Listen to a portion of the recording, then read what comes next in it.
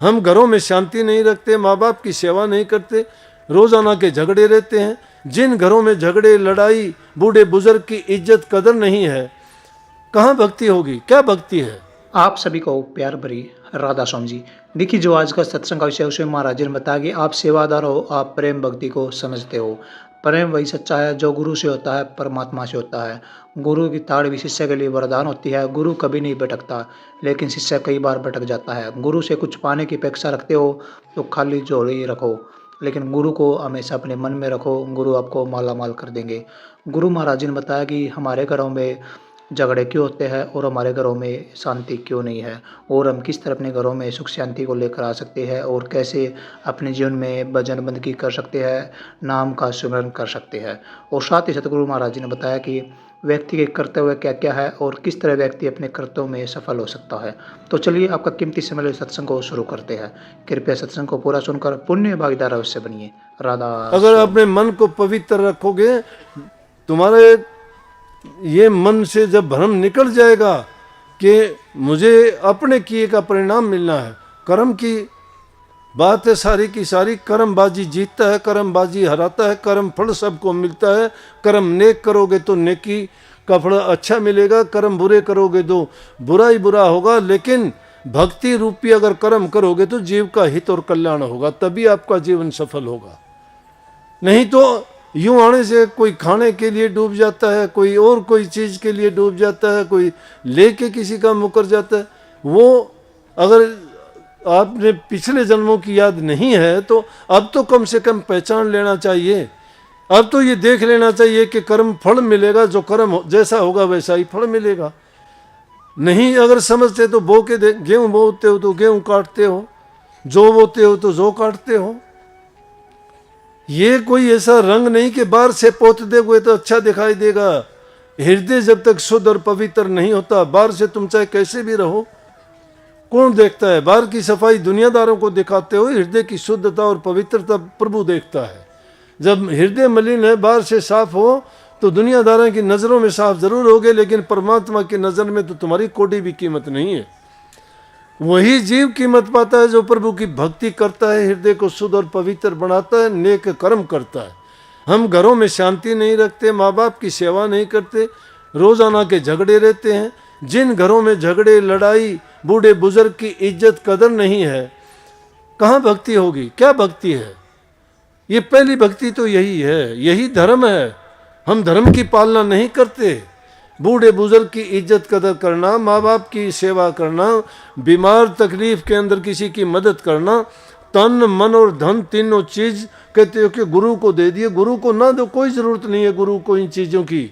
ये तन मन और धन अपने परिवार को दिया करो, अपने माँ बाप को दिया करो, अपनी पत्नी को दिया करो, अपनी संतान को दिया करो। संतान को अच्छी संस्कार दो, अच्छे बनाओ उनको। ये नहीं कि उनके सामने निंदा चुगली करने बैठ जाते हो, तुम्हें फिर सिखाने की जरूरत नहीं, वो आपने बहुत बुरे बना दिए हैं। जिन घरों में निंदा होती है उनके बच्चे भी वैसे ही हो जाते हैं। वो सुनते हैं, बाहर जाके बताते हैं वो कि फलाना आदमी ऐसा था, उसने ये कर दिया। क्यों? बच्चों ने कहाँ से सीख लिया? उनके घरों में ये बात होती है। इसलिए तुम घरों में अपना शुद्ध वातावरण बनाओ, पहले खुद अपने आप को अच्छा बनाओ। अच्छे संस्कार, अच्छे गुण जब होंगे, घरों में प्यार प्रेम शांति होगा, लक्ष्मी आएगी। इसलिए पहली चीज है कि घरों में प्यार प्रेम, जहां सुमति वहां सुख नाना, जहां कुमति वहां दुख विदाना। जहां सुमति है, जहां आपस में प्यार प्रेम है, मेल जोल है, एक दूसरे बड़े छोटे की इज्जत कदर करता है, उस घर में कभी टोटा नहीं आऊगा। मेरे से लिखवा ले, आओगा तो भी टोटा छोड़ के भाग जाएगा, कड़े रुकेगा, टोटन रुकन देंगे वो। लेकिन जिस घर में प्यार प्रेम शांति नहीं है, बर्बाद हो जाओगे। मन की शांति चली जाएगी, दिन की भूख चली जाएगी, रात की नींद चली जाएगी, मन में और उधेड़ बुन बनी रहेगी, कभी बीमार रहोगे, कोई तकलीफ होगी, सब कुछ बर्बाद हो जाएगा। इसलिए पहली चीज, घरों में प्यार प्रेम शांति रखो। जबान से मीठे बोलो, पैसे नहीं लगते बोलने के, मीठा बोलने के। किसी को मीठा बोल के देखो, तुम्हें बदले में क्या कहेगा। वो 2 बार बोलेगा, आप 1 बार बोलोगे। अगर किसी बुजुर्ग को बोल के देख लेना, राधा स्वामी बोलते हो तो राधा स्वामी, नहीं तो राम राम तो बोलते होगे या नमस्ते बोलते होगे, कुछ ना कुछ तो आदर सत्कार के लिए बोलते होगे। ताऊ राम राम, राम राम बेटा, राम राम, राम राम कई बार बोलेगा वो, क्यों? उसने कोई बोलने वाला है ही नहीं। अरे इतना मीठा बोल अगर किसी ने बोल दिया, उसका दिल जीत लिया, किसी का दिल जीत लिया, उससे आशीर्वाद मिल लिया। आशीर्वाद जो मिल गया, आशीर्वाद फलीभूत होता है। जो अच्छा बोलता है उसको अच्छा आशीर्वाद मिलेगा, जो बुरा बोलता है तो उसकी दिल से कोई अच्छी भावना तो उसके प्रति निकलेगी नहीं, मिलेगा क्या?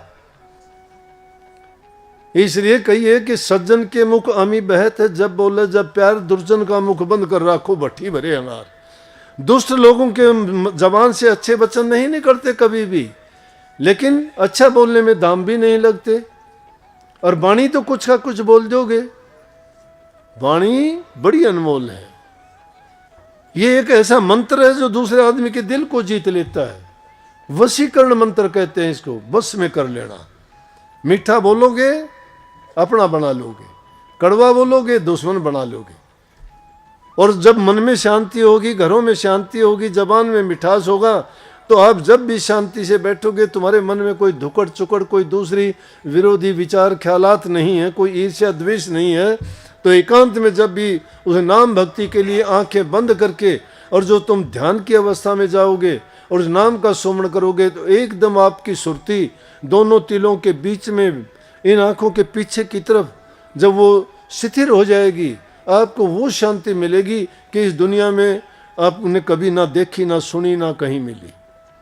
उस शांति को पाने के लिए बड़े बड़े ऋषि मुनि अपने घर बार सब कुछ त्याग के, जिनके गीत गाए, राजे महाराजाओं ने राज को ठोकर मार दिया और उसको सब कुछ त्याग के 36 प्रकार के भोजन त्याग दिए, पैरों में जूतियां नहीं पहनी, तन पे कपड़ा नहीं पहना, भीख का मांग के खाना शुरू कर दिया।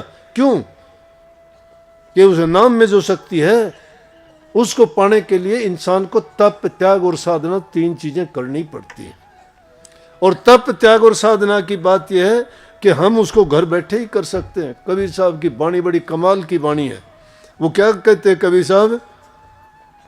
आजा रे खिलाड़ी तन खेल रे खिलाऊं, छोड़ दे कपट एक सीख समझाऊं, बताऊं तिरने की तदबीर, मन मार सुरत न डांटो रे, घर बैठे बनो फकीर, मन सुरत न डांटो रे, घर बैठे बनो। भक्ति का रास्ता कितना सुगम। माला जपो तो ऐसी जपनी, जैसे बांस पे चढ़े नटनी, मुश्किल है ये काया डटनी। मुश्किल है, कठिन है ये साधना करना, डटना। हमें कहते हैं कि उस पर डटना बड़ा कठिन है। माला जपे तो ऐसी जपनी, जैसे बांस पे चढ़े नटनी, मुश्किल है ये काया डटनी, डटे तो पर ले तीर, मन मार सुरत न डांटो रे, घर बैठे बनो फकीर। घर बैठे फकीर बन सकते हो, घर छोड़ना नहीं, बच्चे नहीं छोड़ने, स्त्री को नहीं त्यागना, नहीं, बुरी आदतों को त्यागना है, इस शरीर को साधना है, मन को डांटना है। जिस प्रकार से नटनी बांस के ऊपर कैसे टिक जाती है, वो इस प्रकार अपने शरीर को साध लेती है। डटना से तो कठिन, लेकिन नित्य प्रति अभ्यास करते करते डटती है वो। तो आप भी अगर रोजाना उस सूरत को उस स्थान पे ले जाके डांटना शुरू कर दोगे, नाम का सुमन अभ्यास नित्य प्रति करोगे, तो उस नटनी जो बांस पर चढ़ जाती है, हमारी सूरत को नटनी कहा गया है। और वो जब तीसरे तिल पे जाके डट जाएगी और धीरे धीरे करके रूहानी जो मंजिल है उसको पाने के लिए उस रास्ते पे चलना शुरू कर देगी, तो एक दिन अपने ठिकाने पे पहुंच जाएगी और इस संसार से परलतीर हो जाएगी। ये वार है, वो पार है। ये दुनिया एक समुद्र है, बहुत गहरा समुद्र, जिसमें अनेक प्रकार की झाल उठती हैं, अनेक प्रकार के तूफान उठते हैं। रास्ते में बड़े बड़े मगरमच्छ और दूसरी समुद्री जानवर का खतरा बना रहता है, लेकिन उनके बीच से गुजरते हुए, निकलते हुए परले पार जिस प्रकार से पहुंच जाते हैं, उसी प्रकार इस रूह को रोकने के लिए हमारे अंदर में भी अनेकों प्रकार की ऐसी चीज़ें रुकावट पैदा करती हैं, परंतु जिसने गुरु का सहारा और ओट ले लिया और उस रूहानी रास्ते पे चल पड़े, गुरु पग पग पर उसकी मदद करेगा, सूक्ष्म रूप में प्रकट होके वो नूरी गुरु उसको उसकी रूह को परले पार लगा देगा, ठिकाने लगा देगा उसने। लेकिन घर बैठे ही फकीर बन जाओगे, बाहर नहीं जाना कहीं भी, ये चिंता नहीं करना मैं गृहस्थी हूँ, मैं ये करता हूँ, मैं वो करता हूँ। अपने एक समय खाता है वो सदा बरती है, एक स्त्री भोगता है वो हमेशा ब्रह्मचारी है। लेकिन कामी कुत्ते नहीं बनना, अंधे नहीं बनना काम में आके। कौवा तो अंधा रात को होता है, उल्लू अंधा दिन को होता है, लेकिन कामी इंसान दिन और रात दोनों में अंधा होता है। इसलिए ब्रह्मचर्य व्रत का पालन करो। और गृहस्थी का ब्रह्मचर्य है क्या कि टाइम के ऊपर सभी काम करना, कामी कुत्ता नहीं बनना, काम के लिए जो है अपने मन को नहीं डिगाना, जरूरत के मुताबिक अपने सभी काम करना। मैं कहता हूं कि कोई चीज ही उसको रोकने वाली नहीं है। इंसान स्वयं अपने आप को बनाने वाला है, स्वयं अपने आप को बिगाड़ने वाला है। इसके अंदर वो शक्ति है जो किसी में भी नहीं है। जब जो परमात्मा ने तो बना के इसको भेज दिया यहाँ पे, लेकिन ये खोज करके उसको वापस पहुंच जाता है, तो इसमें कितना शक्तिशाली ये है। लेकिन उसके लिए डांटना पड़ेगा, संयम रखना पड़ेगा, मेहनत करनी पड़ेगी। ये तप है। ये तप कभी ये नहीं कि धोने लगा के उसके अंदर बैठ जाओ और वो तपना नहीं। मन को तपाना है, चीजों को पूरे अनुशासन के ढंग से समय के अनुसार हर चीज को समय पर करना। ये नहीं कि रात में तो 2 बजे तक जगते रहते हो, दिन में पूरा दिन सोते रहते हो, 12 बजे उठते हो, खाना टाइम पर नहीं खाते, सोने के टाइम पे सोना चाहिए, जगने के टाइम पे जगना चाहिए, भजन करने के टाइम पर भजन करना चाहिए, काम करने के टाइम पर काम करना चाहिए। जो इंसान समय के अनुसार कदम मिला के चलता है, मैं कहता हूँ ना शरीर में उसको रोग होगा, ना उसको जीवन में परेशानी होगी, ना उसके भक्ति में कोई रुकावट आएगी। समय समय पर सारे काम जो चलता है करता चलता है, उसका सारा का सारा जीवन सुखी और हर प्रकार से आनंदमय गुजरता है। और जब दुनिया से जाता है सुखाला जाता है, वो गीत गाता जाता है गुरु का कि गुरु ने मुझे वो अमर जड़ी दी। बार बार गाते शब्द गाते हैं, मैं भी गाया करता हूँ कि सतगुरु ने मुझे दिन दी है अमर जड़ी। वो अमर जड़ी है क्या? अमर बना देती है। जीते जी मर जाते हैं, मरने के बाद भी जीते रहते, मरते ही नहीं कभी। मरता कौन है? इंसान जो जीता है। जो जीता है वो मरता है। हम तो जैसे नाम दिया था उसी दिन मर गए थे, जीते कहाँ हैं? जीते तो दुनियादारी के लोग हैं जो रोजाना मरते हैं। बीमारी होगी तो मर गए, कोई तकलीफ आ गई तो मर गए, कोई भय हो गया किसी चीज का तो मर गए। नहीं, जिसे मरने को जीतने के लिए चले हैं और उसको जब हमने जीत लिया है तो हम मर चुके हैं, जिंदा है ही नहीं। ना मौत का डर है और ना जीने का फिक्र है। ये भक्ति है। उस रास्ते पर सच्चे होके चलोगे तो निश्चित रूप से अपनी मंजिल को पाओगे। और गुरु का आशीर्वाद हमेशा, गुरु महाराज से मैं तो हमेशा दुआ मांगता हूँ। मैंने तो जिंदा शक्ति अपने गुरु की देखी है। जब भी मेरी ज़रूरत पड़ती है हाजिर नाजिर खड़े होते हैं। मेरे से अगर कोई ये कहे, मैं कभी दूर मानता ही नहीं। देह रूप में ना हो, सूक्ष्म रूप में मेरे साथ हैं। जहाँ याद करता हूँ वहीं हाजिर होते हैं। गुरु को मैंने गुरु की सेवा की, गुरु के वचन को माना, उनकी आज्ञा में रहा, तो गुरु मेरे से दूर कैसे हो जाएगा। बहुत बहुत आप सबको आशीर्वाद। और गुरु महाराज से दुआ करूंगा आपकी भी सद्बुद्धि दे, अच्छे विचार बनाए और तुम्हें भी भक्ति करने की शक्ति दे। इसी जीवन में आप अपनी भक्ति करके जीवन को सफल करके जाओ। बहुत बहुत आशीर्वाद। प्रवचनों को पूरा सुनने के लिए का बहुत बहुत धन्यवाद। हम आशा करते हैं अपने प्रवचनों को बड़ा ही ध्यान से सुना हुआ। तो जैसे पहली सत्संग जी आपने सत्संग में सुना, महाराज जी ने बताया कि हमारे घरों में प्यार प्रेम क्यों नहीं है, क्योंकि हम अपने से बड़ों की इज्जत नहीं करते, हम माँ बाप की इज्जत नहीं करते, सास ससुर की इज्जत नहीं करते और उनका कहा नहीं मानते। जो इंसान अपने माता पिता की इज्जत करता है और अपने सास ससुर की इज्जत करता है, उस व्यक्ति का जीवन स्वर्ग जैसा बनता है।